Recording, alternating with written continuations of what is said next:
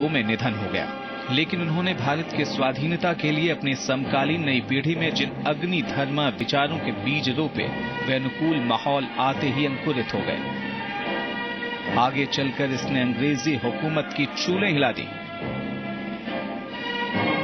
स्वामी विवेकानंद घृणा की व्यवस्था के सबसे बड़े आलोचक थे। वे भारत में जड़ जमा चुकी सामंती व्यवस्था की भी उतनी ही आलोचना करते थे जितनी अंग्रेजों के अत्याचार की। वे खुद सन्यासी थे, लेकिन समाज के दूसरे लोगों को सन्यासी बनने की नहीं बल्कि गृहस्थ जीवन में रमकर गैर जरूरी कार्यों से बचकर रहने की शिक्षा देते थे। रामकृष्ण मिशन की उन्होंने स्थापना की। इसके पीछे उनका मकसद अपने विचारों के प्रचार प्रसार का नहीं था, बल्कि भारतीय संस्कृति के हर पक्ष से दुनिया को अवगत कराने वाले वेदांत के प्रचार को उन्होंने लक्ष्य तय किया। अपने छोटे से जीवन काल में भारत के ओज को जगाने वाले इस महापुरुष ने दूसरों की तरफ देखने से पहले खुद की तरफ देखना सिखाया। देशभक्ति का इससे बड़ा सूत्र कुछ दूसरा नहीं हो सकता। इसलिए स्वामी विवेकानंद आधुनिक भारत के निर्माताओं में गिने जाते हैं। ब्यूरो रिपोर्ट, जी न्यूज, उत्तर प्रदेश। तो स्वामी विवेकानंद के विचार, उनके दर्शन आज के समय में कितने प्रासंगिक हैं, हमारे साथ चर्चा करने के लिए खास मेहमान स्टूडियो में जुड़े हैं योग गुरु भारत भूषण जी। बहुत बहुत स्वागत है आपका भारत जी। धन्यवाद। सवाल यही है भारत भूषण जी कि स्वामी विवेकानंद के जो विचार थे, उनके जो दर्शन थे, वो आज के समय में पूरे समाज के लिए, युवाओं की बात हम बात करेंगे, पूरे समाज के लिए कितने प्रासंगिक हैं? देखिए, उनकी प्रासंगिकता उनके जीवन तक ही सीमित नहीं थी। स्वामी विवेकानंद जी का जीवन अपने आप में इस बात की मिसाल है कि हम कितना जिए ये महत्वपूर्ण नहीं है, महत्वपूर्ण ये है कि हम कैसे जिए। और उन्होंने जो जीवन जिया वो सिर्फ स्वयं धर्माचरण नहीं किया, बल्कि धर्माचरण कैसे करना चाहिए उसके लिए अनेकों के लिए हमेशा हमेशा के लिए राह उन्होंने खोल दी। ये एक ऐसे संत हैं जिनका व्यक्तित्व बोलता है। अक्सर ये होता है कि हम विद्वानों के साहित्य पढ़ते हैं, तब मन में चाह होती है कि इनको देखें, लेकिन ये एक ऐसे दिव्य व्यक्तित्व के धनी रहे कि उनको देखते ही लगता था कि इनको जाने और इनका अनुसरण करें। मुझे तो बचपन से ही एक दीवानगी रही स्वामी विवेकानंद की, और ये मेरी खुशकिस्मती है कि मुझे नहीं पता कैसे ये समय आया कि मुझे विदेश यात्रा के लिए भी सबसे पहला निमंत्रण शिकागो से मिला, क्योंकि शिकागो के धर्म सम्मेलन ने हमेशा से मेरे मन को छुआ। और उनकी दो चीजें खास तौर से जो थी, एक तो brothers and sisters of America कह करके विश्व धर्म सम्मेलन को संबोधित करना, इस बात का संकेत था कि भारत जो है वो सबके लिए खुले बाजू लेकर के और आलिंगन करने की स्थिति में रहता है।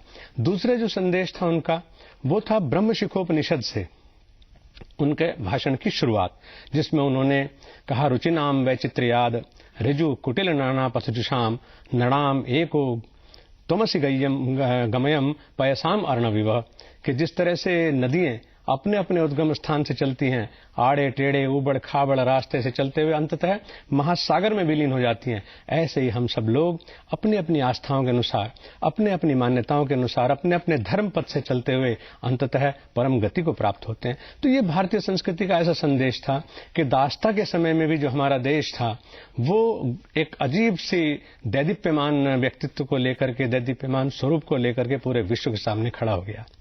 जी, भारत भूषण जी, युवाओं को लेकर उनके अपने विचार थे। वो कहते थे, उठो, जागो और चल पड़ो। आज के समय में आप युवा पीढ़ी को किस तरीके से देखते हैं? क्या वो वाकई में जागा हुआ है, खासकर स्वामी जी के विचारों, उनके आदर्शों को लेकर?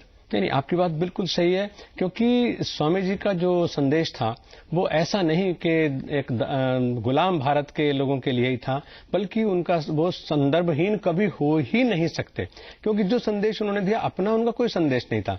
उन्होंने केवल अब उन संदेशों को इतनी गहराई से जिया कि वो उन संदेशों के प्रतीक रूप बन गए और उनके नाम से हर चीज को जाना जाने लगा। उन्होंने तो सीधे सीधे कहा कि मैं भारतीय संस्कृति का सेवक हूं, मैं वेदों का सेवक हूं, वेदांत का सेवक हूं, और वेदांत से ही उन्होंने उपदेश भी लिया।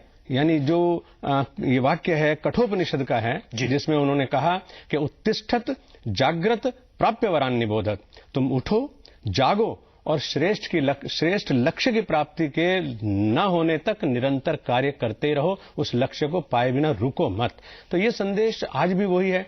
ये अलग बात है कि नई पीढ़ी तक ये जानकारी नहीं पहुंच पा रही, और ये तो बड़ा सौभाग्य है कि आपका जो टीवी चैनल है उसने पहल की है स्वामी विवेकानंद के संदेश को पहुंचाने की, और इस बात के लिए कि नई पीढ़ी जो है उसको पूरी तरह से हस्तगत करे, और जिस तरह से वो एक एम्बेसडर थे ऐसी आज की पीढ़ी क्यों नहीं बन सकती। बिल्कुल बिल्कुल। लक्ष्य जब तक हासिल ना हो तब तक निरंतर कोशिश करते रहो, यही कहते थे स्वामी जी। हम इस चर्चा को जारी रखेंगे, लेकिन फिलहाल रुकेंगे एक छोटे से ब्रेक के लिए।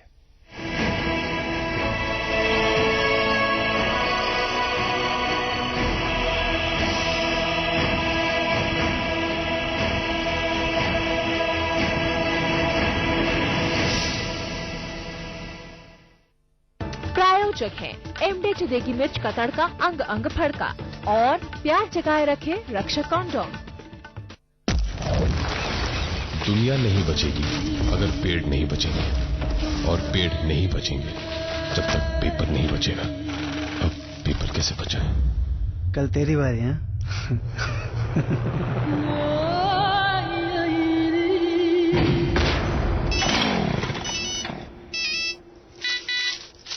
हेलो,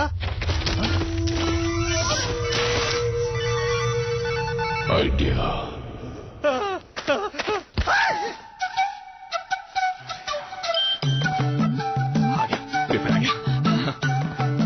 मैं नुक्कर। बोलो बोलो बोलो बोलो। एक मसाला डोसा। मसाला डोसा। एक चिकन पफ। Chicken puff. यो बोरिंग काम sir.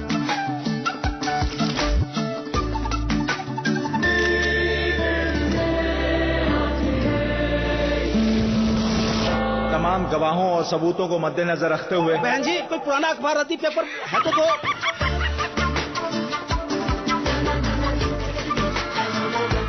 Autograph.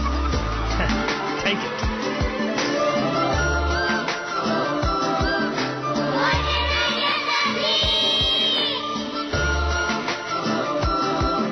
Idea sir ji, आप कौन से पेड़ हो? प्री पेड़ हो के पोस्ट पेड़ हो? कट लो भैया। आया ट्यूबुलर का वादा लाइफ डबल से भी ज्यादा। Mydrotech 1 kVA online UPS now at ₹11,990 only. दादाजी, आज पहले कौन? आज पहले आप।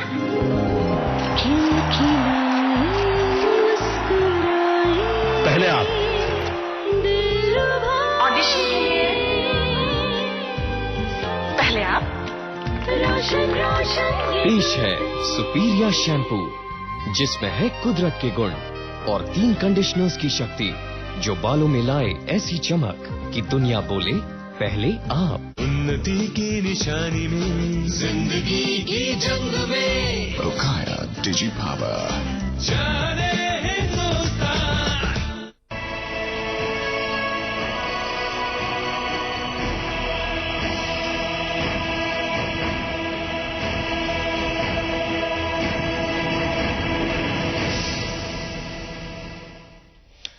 तो आज स्वामी विवेकानंद की जयंती है, इसे हम राष्ट्रीय युवा दिवस के रूप में मनाते हैं। लेकिन सवाल है कि स्वामी विवेकानंद के जो विचार थे, उनके जो दर्शन थे, उससे युवा पीढ़ी क्या कुछ सीख रही है आज के समय में।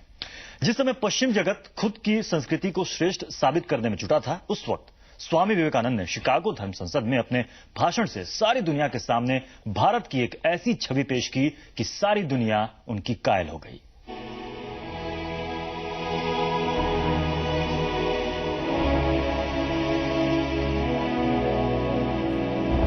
करीब 116 साल पहले 11 सितंबर 1893 को स्वामी विवेकानंद ने शिकागो धर्म संसद में जो भाषण दिया था, उसे दुनिया आज तक नहीं भुला पाई है। विवेकानंद के इस भाषण ने पश्चिम में भारत की ऐसी छवि बना दी जो आजादी से पहले और इसके बाद कई राजदूतों के प्रयासों से भी नहीं बन पाई। विवेकानंद के भाषण के बाद भारत को एक अनोखी संस्कृति वाले देश के रूप में देखा जाने लगा। अमेरिकी प्रेस ने विवेकानंद को उस धर्म संसद की महानतम विभूति बताया था।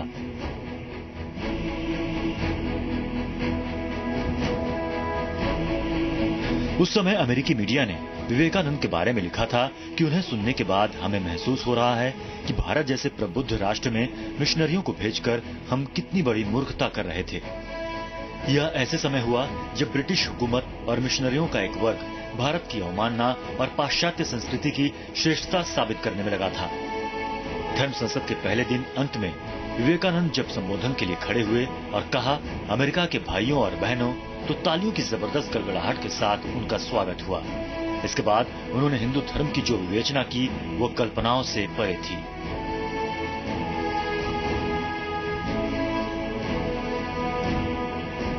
उन्होंने यह कहकर सबका मन छू लिया कि हिंदू तमाम पंथों को सर्वशक्तिमान की खोज के प्रयास के रूप में देखते हैं। उन्होंने कहा कि हर एक पंथ के लोगों को दूसरे की भावनाओं का ख्याल रखना चाहिए। उन्होंने उम्मीद जताई कि हर पंथ के बैनर पर जल्द ही लिखा मिलेगा, समावेश, विध्वंस नहीं, सौहार्द और शांति, फूट नहीं।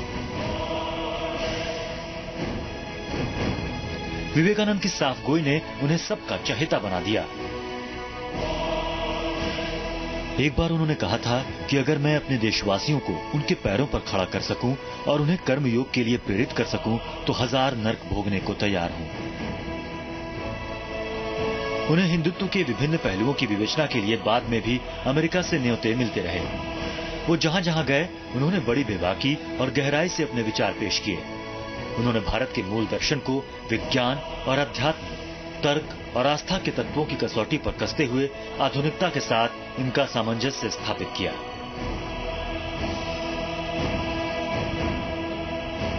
ब्यूरो रिपोर्ट, जी न्यूज उत्तर प्रदेश। और साथ खास मेहमान स्टूडियो में बने हुए योग गुरु भारत भूषण जी। भारत भूषण जी, पश्चिमी जगत में जिस तरीके से स्वामी विवेकानंद ने भारतीय संस्कृति की एक छवि पेश की और एक मिसाल पेश की, पूरी दुनिया उसकी कायल हो गई। आज ऐसा क्यों हो रहा है कि युवा पीढ़ी, जो आज का यूथ है, वो डाइवर्ट हो रहा है वेस्टर्न कल्चर की ओर? देखिए, स्वामी विवेकानंद जी ने जो संबोधन विश्व धर्म संसद में दिया या उसके बाद भी अमेरिका के विभिन्न स्थानों पर दिया, वो मैं उसे एक लेक्चर के रूप में नहीं देखता। वो सच्चाई ये है कि स्वामी विवेकानंद ने उन विचारों को, उन आध्यात्मिक मूल्यों को पहले आत्मसात किया, फिर उसके बाद उन्होंने जो कहा उसके अंदर एक प्रभाव था। आज ऐसा नहीं कि आज प्रवचन नहीं होते, आज भाषण नहीं होते, लेकिन आचरण कहीं नहीं है। चाहे वो धर्म गुरुओं के स्तर से हो रहा है, चाहे वो राजनीतिक लोगों के स्तर से हो रहा है, यानी करनी और कथनी में बहुत बड़ा अंतर है। स्वामी विवेकानंद के साथ ऐसा नहीं था। उन्होंने जिन विचारों को जिया उसके वो बिल्कुल मूर्तमान स्वरूप बन गए। दूसरी चीज ये भी है कि आज हम नई पीढ़ी को जो दोष देते हैं, मैं उससे कतई सहमत नहीं हूं, क्योंकि नई पीढ़ी में आज भी वही निर्मलता, वही जिज्ञासा, वही ऊर्जा, वही कार्य करने की क्षमता है। लेकिन सोचना यह है कि हम उनको परोस क्या रहे हैं। जी, जो चीज हम परोसेंगे, बुजुर्ग जो कुछ परोसेंगे, आपके यहाँ कोई अतिथि आता है उससे जो आप परोसोगे वो तो उसी को सेवन करेगा। तो इसी तरह से चाहे धर्मगुरु हैं, चाहे राजनीतिक लोग हैं, मतलब उनके स्तर से विचारक हैं, चिंतक हैं, उनके स्तर से जो चीजें पेश की जानी चाहिए हमारे आध्यात्मिक मूल्यों के प्रति, हमारे राष्ट्रीय मूल्यों के प्रति, समाज के पुनर्निर्माण के प्रति, युवकों के चारित्रिक और शारीरिक उत्थान के प्रति, वो परोसने का काम होना चाहिए। सिर्फ राष्ट्रीय युवा समारोह और राष्ट्रीय युवा दिवस मना करके काम चलने वाला नहीं है। जी, यानी कि भारत भूषण जी, अगर बात करें एक खालीपन की, क्योंकि स्वामी विवेकानंद का कोई मुकाबला नहीं है, लेकिन आपको लगता नहीं कि कुछ एक खालीपन हो गया? क्योंकि आप बात कर रहे हैं मार्गदर्शन की, राह दिखाने वाली, लगता है उस तरह के मार्गदर्शन या उस तरह की राह दिखाने वाले लोग अब कम हैं। नहीं, मैं इसको खालीपन तो नहीं मान सकता, क्योंकि स्वामी विवेकानंद है, मतलब उस जैसा कोई और नहीं है। और आज भी जो उसके बाद भी जो परंपरा रही या उससे पहले की रही, स्वामी विवेकानंद के साथ साथ महर्षि दयानंद सरस्वती हुए, उनका कोई जवाब नहीं, कबीर हुए, उनका कोई जवाब नहीं। खालीपन इसलिए नहीं कि हर एक की अपनी एक विशिष्ट आइडेंटिटी होती है। आज भी बहुत कार्य हो रहे हैं और मैं कह रहा हूं ना, अभी के युवा पीढ़ी से मैं बहुत ज्यादा आशान्वित हूं।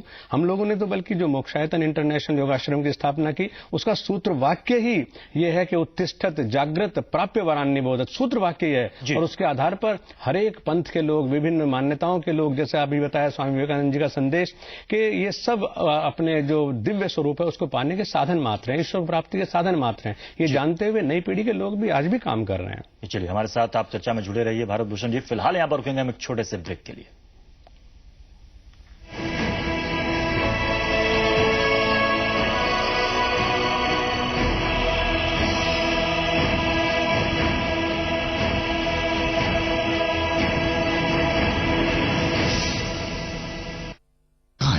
energy power. Microtech UPS, India's most preferred brand. I trust.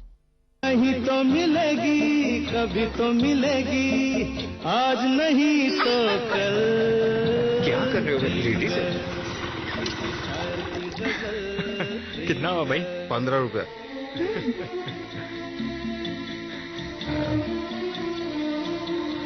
नई नई शादी हुई क्या? 5 साल हो गए। प्यार जगाए रखे रक्षक कॉन्डम। एमटेक इन्वर्टर बैटरीज जो रोशन करे इंडिया को। माइक्रोटेक, बहुत याद आता है वो अंधेरा सुहाना। दादाजी, आज पहले कौन? हाँ, पहले आप।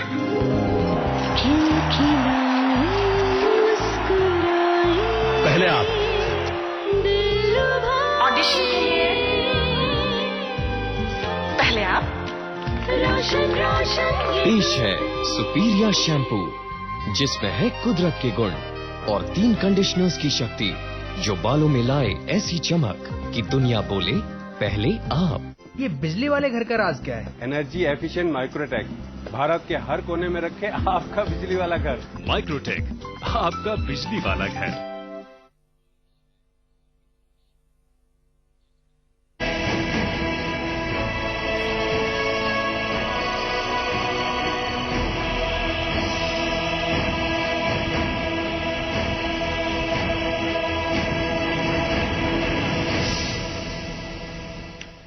तो आज स्वामी विवेकानंद की जयंती है। इलाहाबाद के लोगों ने किस तरीके से विवेकानंद को याद किया, आइए देख लेते हैं। क्योंकि उन्होंने हर क्षेत्र में जो है अपना जो बात कही है, हर क्षेत्र में वो लागू होती है। खासकर मुझे उनकी एक बात बहुत अच्छी लगती है कि उन्होंने जो कोटेशन दिया था, मुझे बहुत अच्छी लगती है कि मैं उस प्रभु का सेवक हूं जिसे अज्ञानी लोग मनुष्य कहते हैं। यानी पूरी मानवता को उसमें उन्होंने समाहित किया था। उनकी सबसे अच्छाई मुझे ये लगती है, उन्होंने शिक्षा दिया है कि हमारी शिक्षा हमारे अंदर ही निहित है। शिक्षा अंतर्निहित पूर्णता की अभिव्यक्ति है, अर्थात हमारे अंदर सब कुछ विद्यमान है, लेकिन उसको बाहर निकालना एक कला है और वही शिक्षा के दौरान हमें देना है। सबके अंदर सब कुछ विद्यमान रहता है, उसको बाहर कैसे निकाला जाए, ये शिक्षा किस तरीके से देना है वो उन्होंने बताया। मुझे उन्होंने युवा वर्ग पे जो संदेश दिया था वो मुझे सबसे बेहतर लगता है। उन्होंने युवाओं के लिए उन्होंने कहा एक स्वस्थ राष्ट्र का निर्माण एक स्वस्थ राष्ट्रीय शक्ति से ही हो सकता है। वो स्वस्थ राष्ट्रीय शक्ति युवा में निहित होती है। सबसे अच्छा यही लगता है कि उन्होंने कहा है कि अगर हम कभी भी जिंदगी में असफल हो जाते हैं तो हमें ये नहीं सोचना चाहिए कि हम असफल हो गए हैं, बल्कि हमें ये सोचना चाहिए कि असफलता के पीछे भगवान ने कोई अच्छा नया रास्ता हमारे लिए खोज रखा होगा। बस मुझे ये बातें उन्हें बहुत अच्छी लगती है। भारत भूषण जी, बहुत जल्दी में और संक्षेप में आपसे जवाब चाहेंगे। युवा पीढ़ी को देखकर यह लग रहा है कि अभी भी इनके जहन में विवेकानंद के विचार और आदर्श दोनों हैं। आज के समय में इन्हें क्या सीख लेनी चाहिए, आपसे जानना चाहेंगे। बस सबसे बड़ी सीख यह है कि हम केवल प्रशंसक न बने, केवल फोटो लगाने वाले न बने, बल्कि हम उनके द्वारा दिए गए जो संदेश हैं उनमें से एक एक संदेश को पकड़ें और अपने जीवन का सूत्र वाक्य बना करके तब तक उस सिद्धांत पर, उस संदेश पर कार्य करें जब तक हम उसके चरम लक्ष्य को प्राप्त नहीं कर लेते। उत्तिष्ठत जागृत प्राप्य वरान्य बोधत को सार्थक रूप में साकार नहीं कर लेते। चलिए, बहुत बहुत शुक्रिया भारत भूषण जी, आप हमारे स्टूडियो में आए, हमसे चर्चा की, बहुत बहुत शुक्रिया। सभी को शुभकामना स्वामी विवेकानंद जी के जन्म दिवस पर। तुम्हारे इस खास पेशकश में बस इतना ही, लेकिन जी न्यूज उत्तर प्रदेश उत्तराखंड में खबरों का सिलसिला जारी है।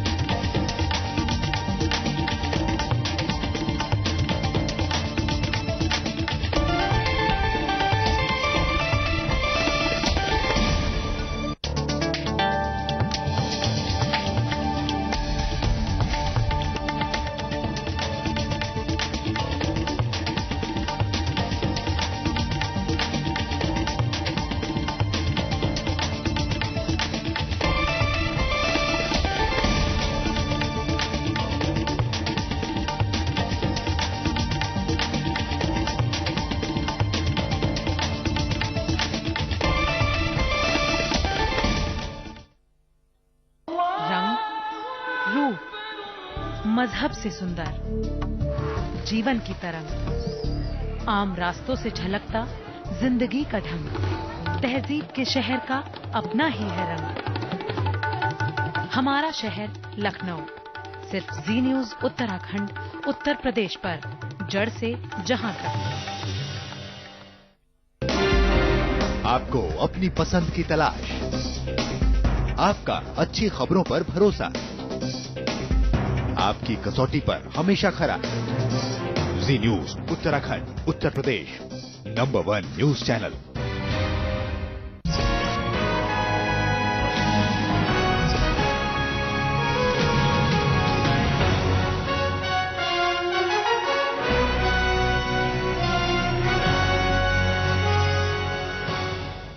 समय से करे सिंचाई, अच्छी फसल उगाए, पंपिंग सेट खरीदे, NSSM से छूट पाए, खुद भी लाभ उठाए, औरों को भी बताए, अपनी उपज बढ़ाकर उत्तर प्रदेश खुशहाल बनाए। सवाल सियासत का, सवाल सामाजिक ताने बाने का, सवाल जो उठे हैं घटनाओं से, सवाल जो जुड़े हैं आपसे, आपकी जिंदगी से। इन्हीं सवालों को हम बनाएंगे बड़ा सवाल। देखिए रात 9 बजे सिर्फ जी न्यूज उत्तराखंड उत्तर प्रदेश पर, जड़ से जहां तक। प्रायोजक हैं MDH मसाले, the real spice of India MDH, प्यार जगाए रखे रक्षक कॉन्डोम और हमदर्द सॉलिड। आपको अपनी पसंद की तलाश, आपका अच्छी खबरों पर भरोसा, आपकी कसौटी पर हमेशा खरा। जी news Uttarakhand Uttar Pradesh, number 1 news channel. कैसे कैसे करवट लेता है बाजार, क्यों और कैसे चढ़ती है कीमतें, मंदी का दौर और महंगाई की मार, कहां लगाएं पैसे, सोना, प्रॉपर्टी या शेयर बाजार। आपके सभी सवालों का जवाब मनी मैटर्स, सोमवार से शुक्रवार शाम 6 बजे सिर्फ जी न्यूज उत्तराखंड उत्तर प्रदेश पर, जड़ से जहां तक।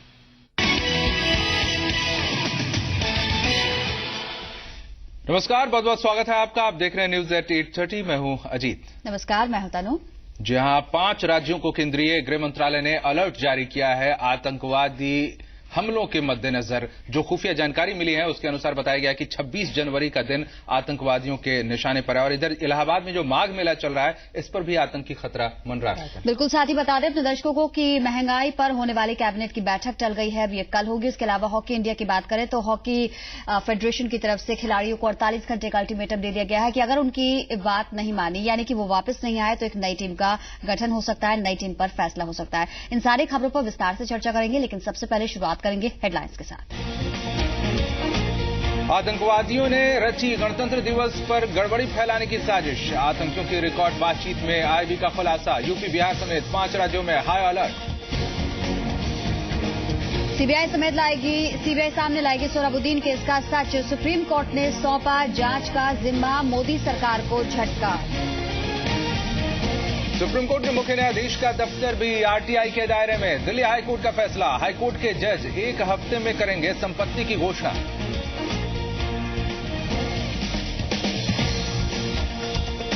अमर को लेकर समाजवादी पार्टी में जारी है घमासान। राम गोपाल ने कहा, मैंने नहीं मांगी माफी, मुलायम पर छोड़ा फैसला।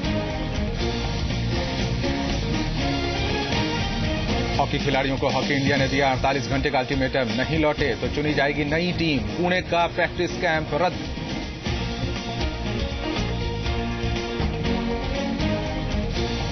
और कोहरा फिर मचाएगा कोहराम। दिल्ली और आसपास के इलाकों में भीषण कोहरे की चेतावनी। वाहन चालकों के लिए परेशानी भरी हो सकती है आज की रात।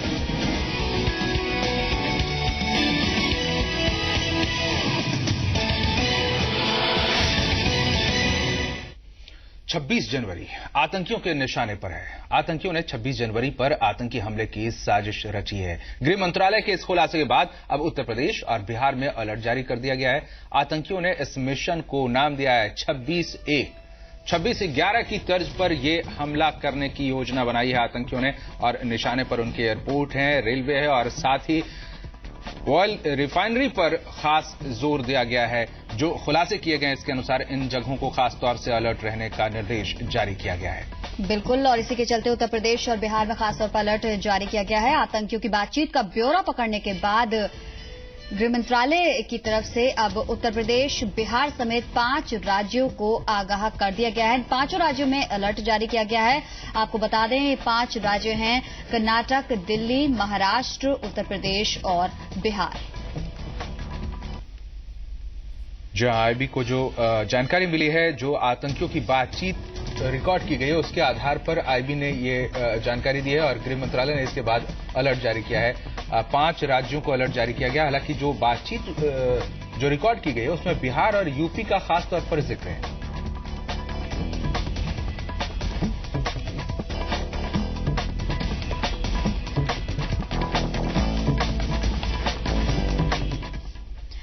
इसके अलावा इलाहाबाद में चल रहे माघ मेले पर भी आतंकियों की नापाक निगाह है। आतंकी यहां पर किसी बड़ी घटना को अंजाम देने की फिराक में हैं।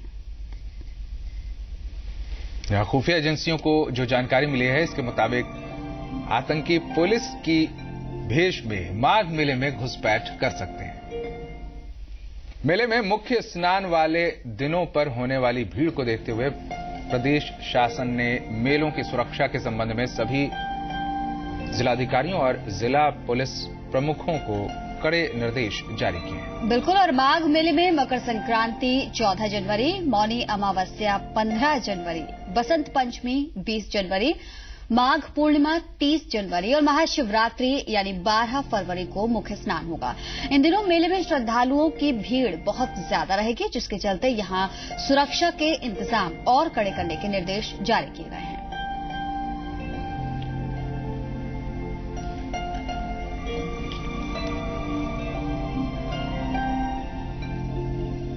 चीन के शेनजियान प्रांत में 21 भारतीयों को गिरफ्तार किया गया है। चीनी प्रशासन ने गिरफ्तार 21 भारतीयों पर हीरे की तस्करी का आरोप लगाया है।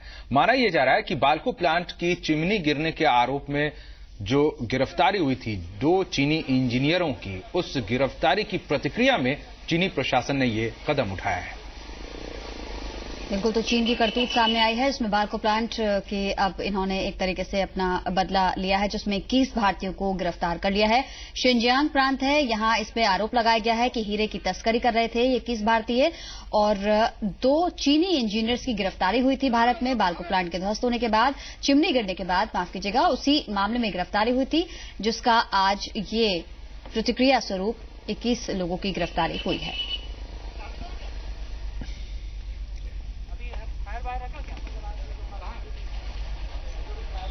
ऑस्ट्रेलिया में एक और भारतीय नस्लभेदी हिंसा का शिकार बना है। ऑस्ट्रेलिया में 1 दशक से ज्यादा वक्त से रह रहे 28 साल के युवक को सिडनी में स्थानीय लोगों के एक गुट ने जमकर पिटाई कर दी। वारदात के करीब 40 मिनट के बाद मौके पर पहुंची पुलिस ने इस मामले में एक आरोपी को पकड़ा है। पिछले साल ऑस्ट्रेलिया में भारतीयों के खिलाफ हिंसा की कई घटनाएं हुई थी और इस महीने भी वहां 2 भारतीयों की हत्या हो चुकी है।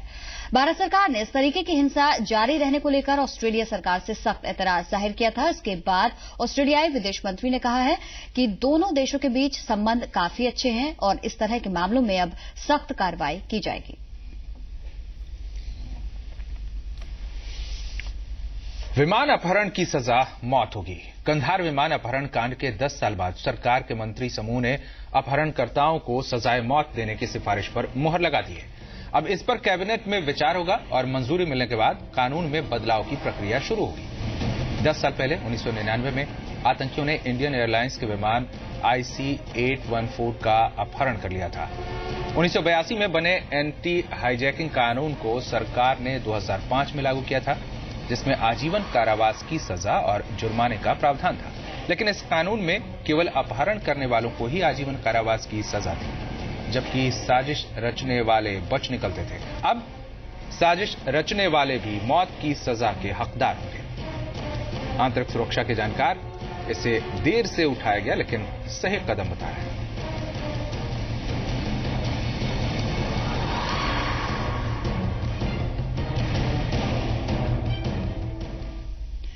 देश के मुख्य न्यायाधीश का दफ्तर अब सूचना के अधिकार कानून यानी आरटीआई के दायरे में आ गया है। दिल्ली हाईकोर्ट ने ये फैसला सुनाया है।